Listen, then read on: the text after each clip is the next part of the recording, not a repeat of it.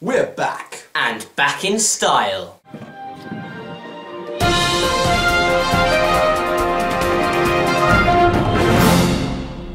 Live from Hazelveare, LWC News!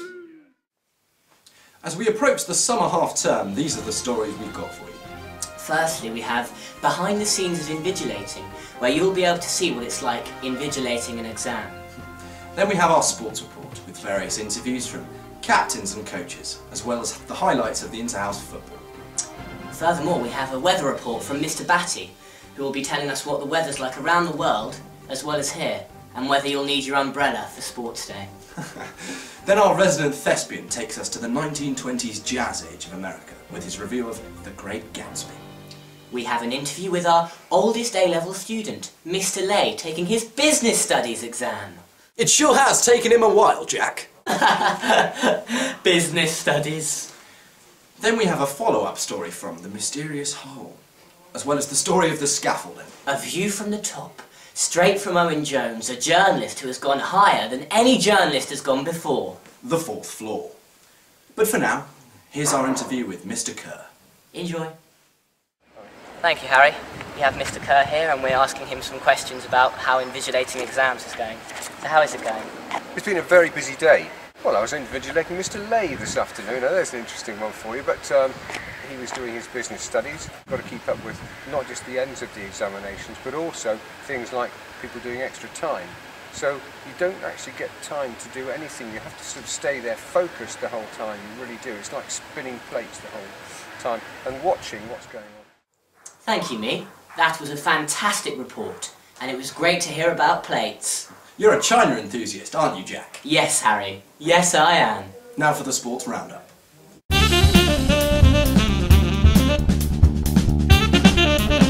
Thanks, Jack and Harry. I got Mr. Hakes with me today, the first team coach for cricket. I'm only one of the two coaches of the first 11 that Mr. Bevan, Dave Bevan, is really the hands-on coach. I help him with that, and at my age I do the umpiring and the driving.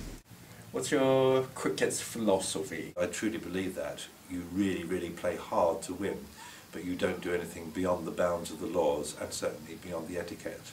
You are respectful of your opposition, and after the game you're very, very polite and friendly to them, even if you're trying to knock each other's heads off on the pitch. What's the very best moment so far this season?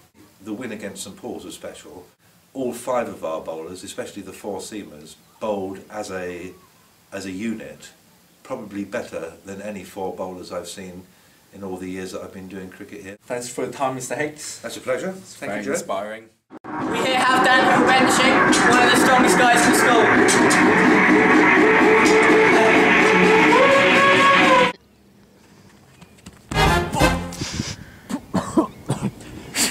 Beat that, Ben. Speaking of Ben, we have an interview with him right now. I'm here with Ben Hazel, Head of Athletics. I'm just going to ask you a couple of questions. Firstly, how's the athletics season going? Best ever result on 2 occasions, then 17 boys and then 15 boys came second on both occasions at the districts. The Robinsons have done particularly well, but Hannah ended her season with a serious knee injury, which is a shame. But Luce has done very well. She qualified for the school county championships. Hopefully we'll see more from her later this season. I'm Joe Chan. I've got some tennis player with me today. Jim is in the first team for tennis. How's the season for you so far? Good. Undefeated. That's nice. Wonderful. How was Sal for you? Yeah, it's going good. We've won 2 fixtures so far, out of 2. So. How about Butting and Chris? How's tennis? Well, we're the development squad, so no matches yet, but sometime in the future maybe. I think, yeah, as a team, I think we're working our way forward, and I think, you know, give a few weeks' time, if we won't go on a study leave, you know, we might become good enough to play in the first team. Yeah, a lot of prospects in the D. We have a lot of potential. Alright, thanks very much. Back to the studio. Woo! I'm here with the Rounders captain, Alice Bromfield. So Alice, how's your season gone? It's gone really well, yeah. We've won most of our matches, came second in a tournament. Yeah. Oh yes! Pretty good. Yeah. Who's been your key player of the season? I think either Karis is really, really good, very strong first post, and Alice Sanders is big rounder scorer, yeah. Thank you for your time. It's okay. I'm here with Mr. Kutzer of the Under-14Cs. How's the season been so far? We are having the most amazing season with the Crusty Seas. Unbeaten so far. We have 2 amazing draws. First game, having to chase 203 runs. Jamie Hare came in bold, 2, caught 4, absolutely outstanding. In the second game, St George's Weybridge chasing another 190 odd runs. Harry Badger coming in, smashing 32 not out. Just outstanding. The guys are improving every 30 seconds. Brilliant. Brilliant. Thank you, sports team. Now over to Mr. Batty for the weather. Take it away, Joe. The weather over the half-term is going to be slightly inconsistent. Sunny spells, rainy spells and a slight chance of magic spells. But although it's going to be inconsistent, we should have highs of up to 17 degrees, lows of 10 degrees and gale force winds of 8. You may have heard of the musical Oklahoma, but it's not all singing and dancing in the USA. The tornado of Oklahoma struck at 2:45 PM on Monday. More on that later. But yes, no sign of tornadoes. Just watch out for the Hazelveare hurricane due to strike on Sports Day. Thank you, Jack and Harry. Back to you.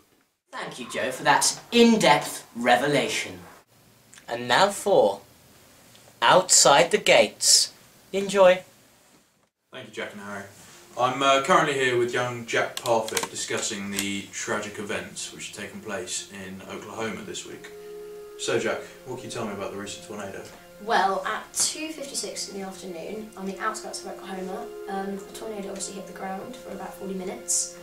It came right through the path of the outskirts, covering 2 schools, which then a burst of water main flooded the wreckage of the schools, killing many children. Families are still being reunited with their another family. Okay, and what can you tell me about tornadoes? How such a tragic force of nature formed? Well, it's basically when warm air rises quickly off the ground and then wind from multiple directions spins it round, making a funnel. Okay. And there's quite a high death toll being reached at the moment. What sort of figures are we looking at? Well, we're looking at, I mean, it rose overnight because a lot of people were lost and missing underneath the rubble, but they've now finalised it and there are about 24 dead, including 7 children. Okay. And many people have questioned how well prepared the state of Oklahoma was for this. How well prepared do you think they were?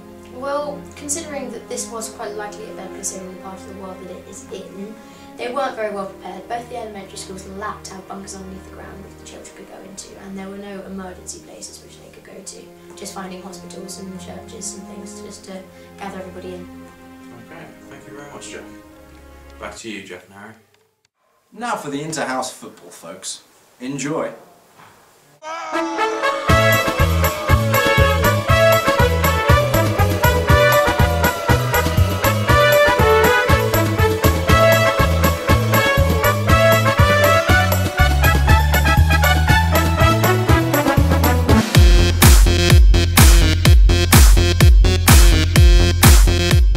So, Mr. Musler, how are you feeling about this football tournament today? I feel as if it's a good opportunity for Lord Wandsworth College to showcase some of its footballing talent. However, I also feel as if it's an opportunity for some hooliganism and some chanting from the terraces.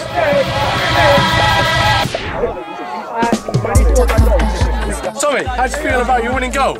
Oh, you know, I just kicked it and it went in, so... Blah blah blah against the wall. So Pee Wee cyber talk. Ring ring ring, no one duty calls. Now not the word at all. Big man, big man. Views and thoughts of the match? It's a good game. Great goals from Dan Scott. I think it was a good result, and yeah, we won. You heard it from him. Let's go. Views and thoughts of the match? Well, clearly, we were the better team in my opinion, but things just didn't go our way. A few defensive errors, a few attacking errors, as you can see. Yeah.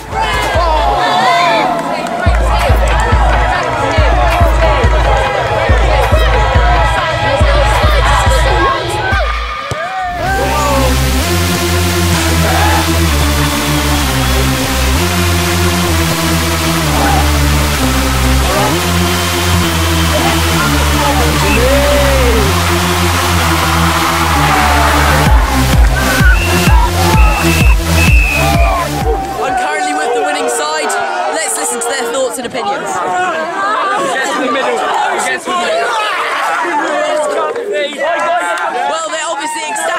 We have Sutton House here celebrating. Oh God! Oh, it's got stuff.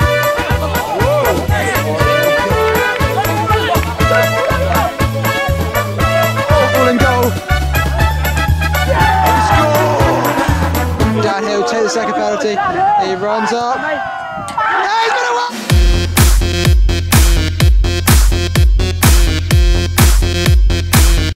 Exciting stuff. And better luck next year, Hill. We're now over to our drama report from our resident thespians, Jack Flower, Laurie Macvean. Drama scene. Enjoy. Rhyming. Hello, I'm here with the team who are now acting in the new play of the exam. So, Matt, would you like to tell us what the exam is about? It's about an exam, Jack. Okay, perfect. Ed, would you care to expand on the exam? Well, for instance, we can't give too much away because it's spoilers, but it's about 3 characters, their relationship with their parents. Whoa! No more than that, Jack. For a little green bag, got to find just the kind of losing my mind. Hey guys, Laurie's not here at the moment as he's currently off watching Fast and Furious 6. But he told me to tell you that he found it powerful, exciting, exhilarating, controversial and heartbreaking. It even made him cry. Now let's look at the film's best bits. I'm certainly glad to see you as well. So happy together. I wish we could just run away. I've just heard the most shocking thing. You and me! It all makes sense. You can't repeat the past. Can't repeat the past.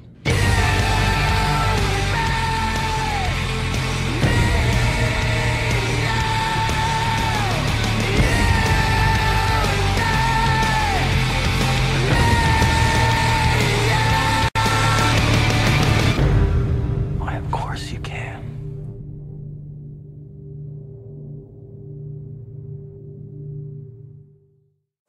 I do love the culture.